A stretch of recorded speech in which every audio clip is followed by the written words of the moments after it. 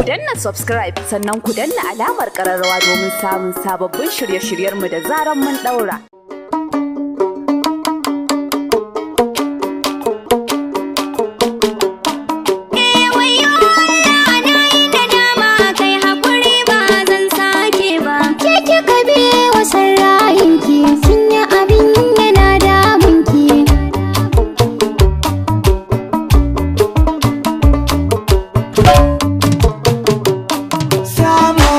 Rashi na Allah ne amma ke baki duba ba, jarauta da rabi yayi mun kika ce ke ba za ki zauna ba, ba za ki zauna ba. Samu da rashi na Allah ne a baya ke baki duba ba, na baki shawara ki damke mijinki ki bace ba za ki dauka ba, ba za ki dauka ba.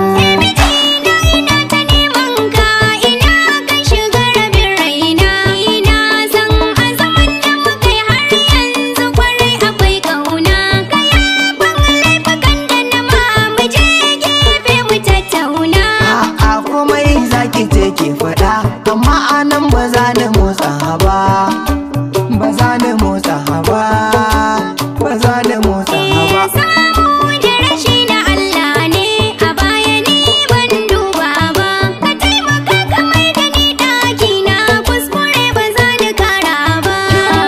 Ta lokacin da ina rarrashin kiki ka share ni, ka ce kin gaji da roman makan da nake miki kika kyale ni.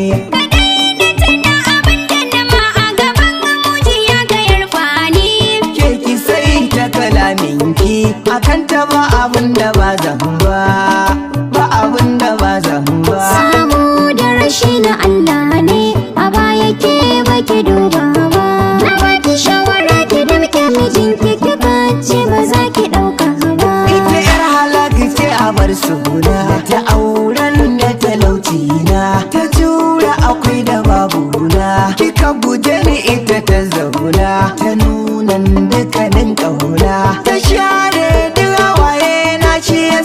kishiya ba zan mata ba, ni ba zan mata ba.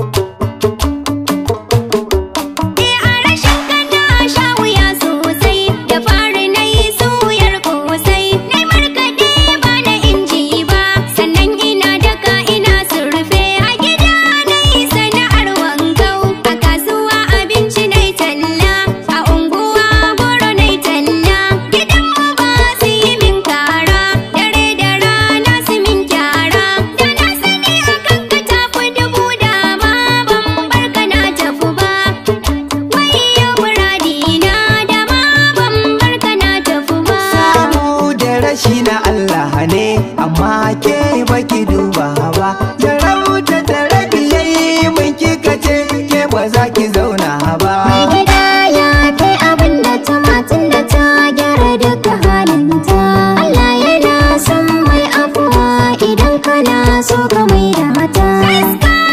Mai jini waye ya sako ki fita a harkata, kin ji irin ɗabi'arta, mai hali ba za ya kwasa ba, ba za ta canja ba. Samu da rashi na Allah ne a baya ni ban duba ba, ka taimaka ka mai da ni ɗaki na kuskure ba za ni kara ba. Dama ta biyo kaɗan bani wata allafar ma na ɗan roƙa, ka sai mata gida da ɗan jari ka bata iska ta ɗan shaka. Na yarda za na bata duk wannan ta sanadin ki haka sai ki riga, amma ko mutuwa za ta yi gidana ba za ta koma ba, ba za ta koma ba, mai halinta sai ki gyarawa.